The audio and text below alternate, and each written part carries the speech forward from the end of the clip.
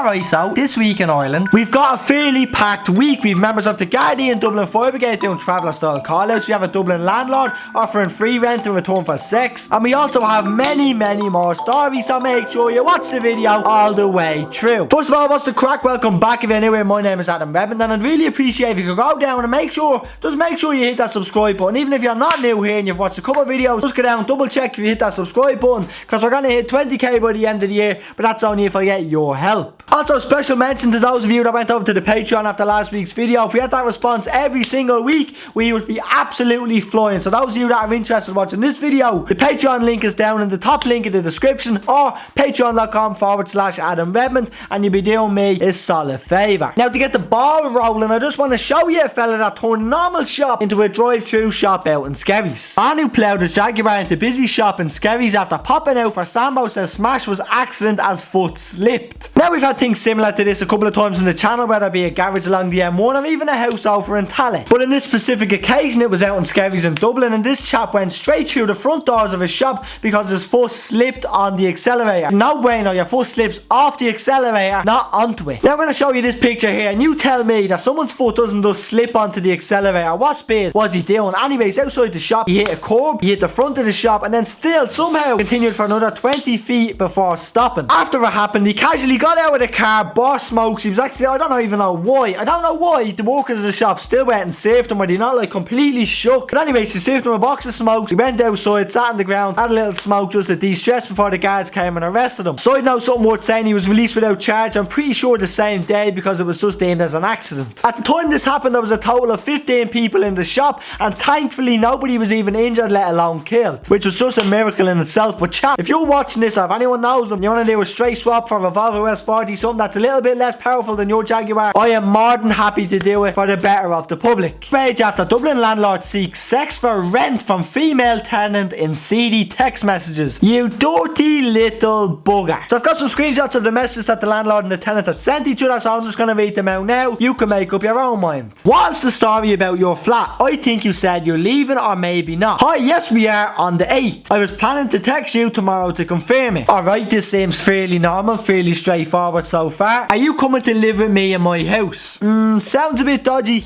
Considering he's a landlord, he might be just renting out another room in his gaff. Is it for free? Question mark laughing emoji. This is the tenant that's saying is it for free, so to me seems like it's a little bit like hint hint winky winky. Free for money, yes, but maybe something else. Ugh, now you're getting a little bit sleazy. Are you being serious? So maybe this tenant is a little bit in shock that he's just said yes for free, but maybe she's just testing the waters a little bit. Yes, you know I think you beautiful, or maybe you can stay there for 2 months at half money and we can go for dinner and see what happens. What a gentleman, he's gonna give her half price rent for a total of 2 months, and he's even gonna treat her for dinner. I think you're getting quite confused here. We leave the keys on the table.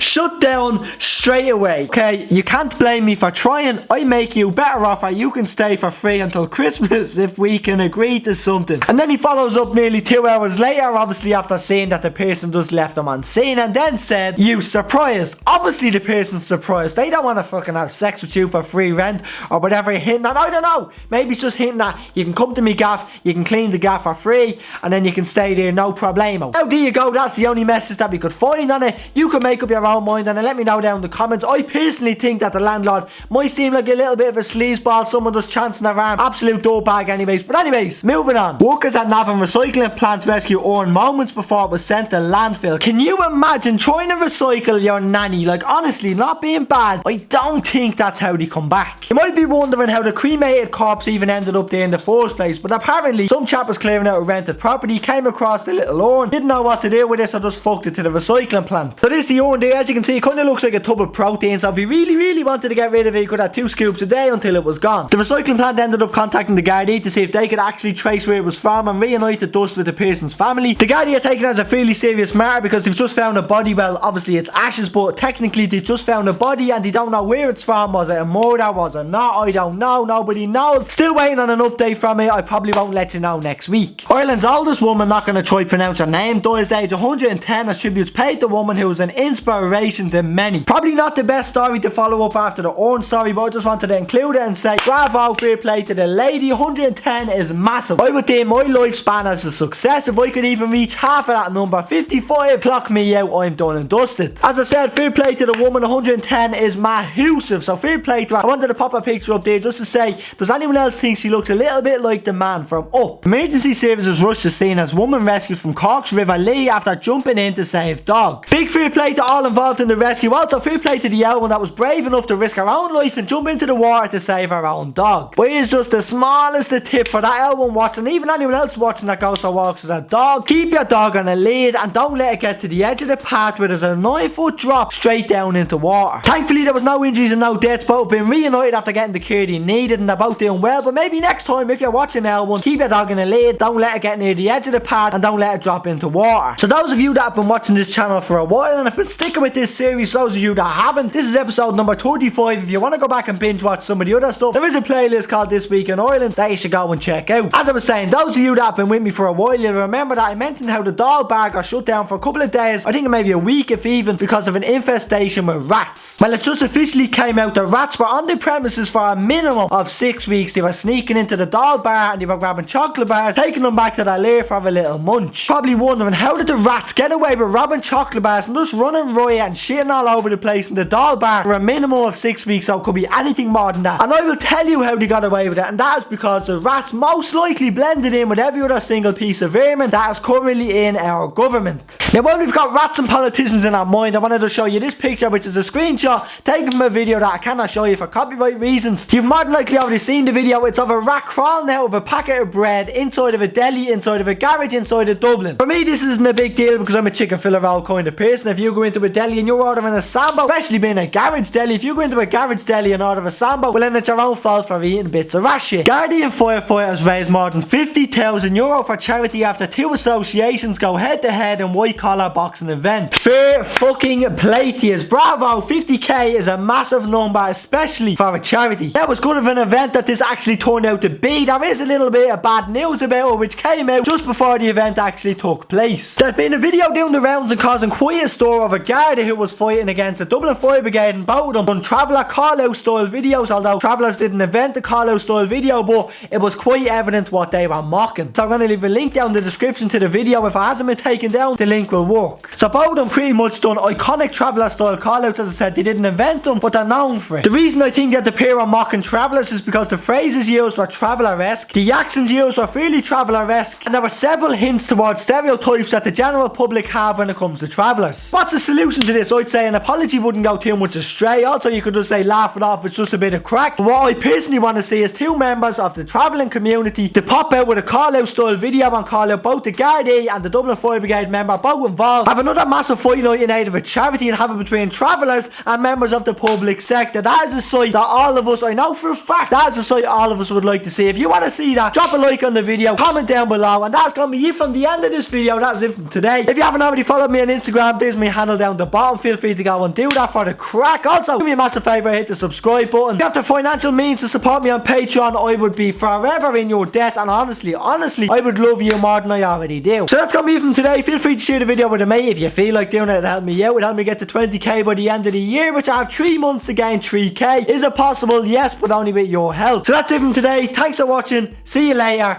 Goodbye.